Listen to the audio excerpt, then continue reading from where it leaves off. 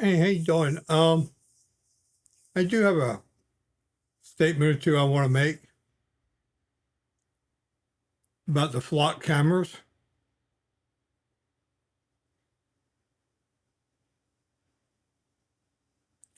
Society should apply the privacy rights consistently, even to people whose past crimes make us uncomfortable.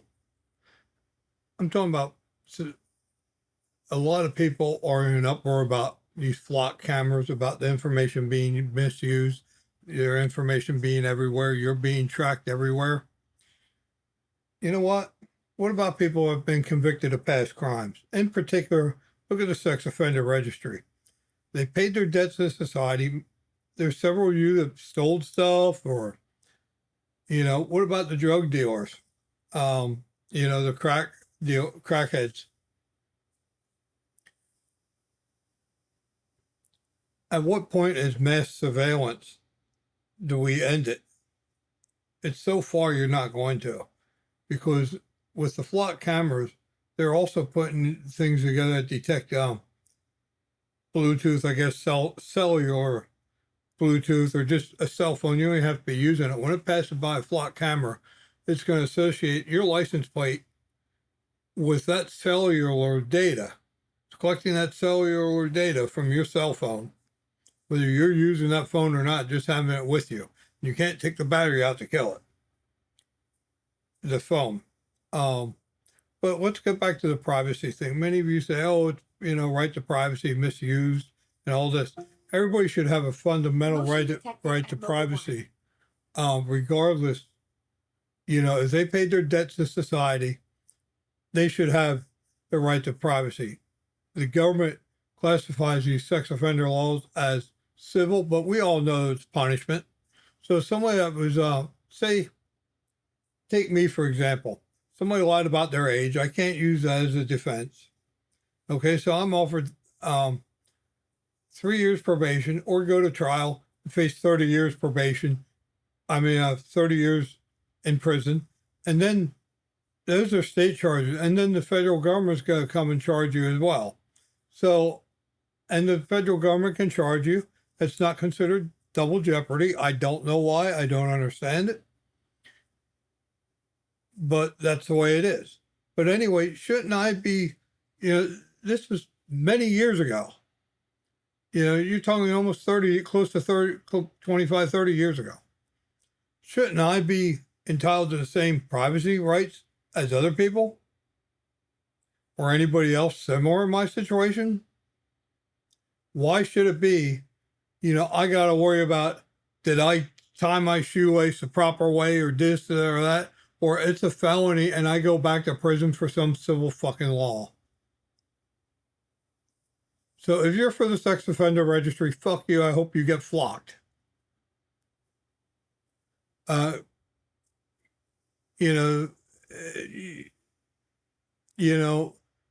Privacy, if privacy is such a fundamental right as so many of you claim, it's a right for everybody. You can't be taking people's rights away. The government already did. The government lied to you, saying, oh, sex offenders have the highest recidivism rate there is. Okay, even the Supreme Court took that bullshit story out of some fucking magazine. The leader of our courts, of our justices, Roberts, used some magazine article for the Supreme Court to justify these sex offender laws. That's how they come about. And what was it, Alito or something? It's like a Sam's Club membership? Bullshit.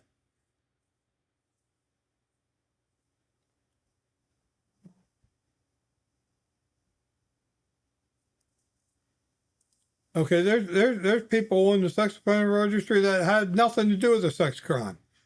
Kidnapping, custody battle with one's own child. You get arrested for kidnapping, they'll offer you a plea bargain. Okay, but you're going to be on this registry, even though it has nothing to do with it.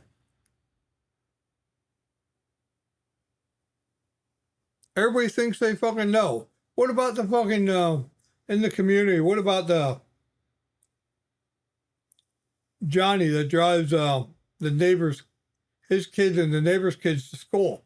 He's been convicted of drunk driving several times. How many more times is he going to get convicted, or when's the next time he's going to kill people? You know, whether it's a family, whether it's a child or an adult, or run somebody up, whatever. Drunk drivers have a high recidivism rate, probably one of the highest of all criminals. Sex offenders are lowest next to murder. And that's a proven fact from our own government. But because of the money, because there's lots of people getting rich off of this fucking scheme, they don't want to do it. So there you go. I just wanted to compare about the right to privacy, or the fundamental privacy issues for you people that think, that are so high up in the pedestal, you don't want your dirty laundry aired, you know. These are probably freaks in the bedroom, have all kinds of stupid ass sexual fetishes and kinks and what other weird shit behind closed doors. Or you stole stuff or been convicted of drunk driving, but you don't want any of that stuff aired, put out in dirty laundry, do you? But yet you're so concerned about somebody that was accused of something 20, 30 fucking years ago. It's pathetic. You want to call him a no good son of a bitch, they should die and all that shit. And yet you'll go to church on Sunday and pray. Look at that. There's a sheriff in Florida, in Polk County, called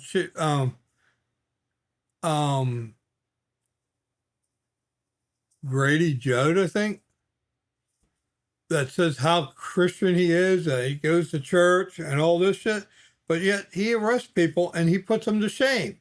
You know, shaming people. I don't know what church he goes to, but my Bible, you don't shame people.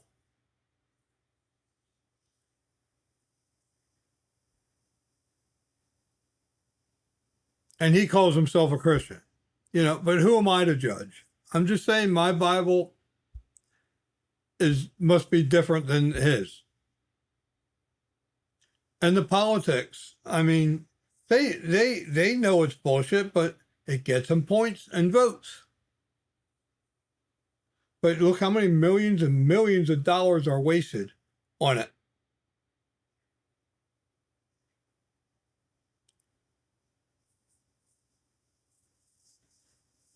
So there you go. And in Florida, it's against the law if somebody misrepresents their age, and there's a handful of other states. If somebody lies about their age, has fake ID or whatever, you are not allowed to use that as a defense in court. You can't even bring it up. That's why Florida has a lot of sex offenders, because they play this thing, oh, let's go in these adult hookup sites. The police does, law enforcement does. Let's say we're 18, but we'll start talking to people and say we're 14 or 15. In Florida, 99.9 times will always use under 16 because the penalty's higher. Aren't they worried about the 16 or 17-year-old? Think about it. Why are they so worried about, you know, getting people to say, okay, I'll meet a 15-year-old or 14-year-old versus a 16 or 17-year-old? Because the penalty's so much higher. There ain't kids on these hookup sites. But because that person, you know, they can say, oh, let's role play. Oh, by the way, I'm 14. You know, somebody think they're role playing. I don't know. And next thing they know, they continue a conversation, or they send them any type of nude image. They're in trouble. You can't use it as a defense. Hey, they said they were 18. It's not a child. It's somebody pretending to be a child, but that person's life's ruined. And you're okay with this? You're okay for the government to go ruin somebody's life, for the government to go on an adult website, say, oh, by the way, I'm 14. And if that person continues a conversation, even though they can think, well, that person had to be 18 to get on the site, they even agreed that they were 18. You know, I'm okay. No, you know, they're role playing or what, I don't know. I'll play along. They're in trouble. But shouldn't they be afforded the same privacy that you want with the because of the flock cameras?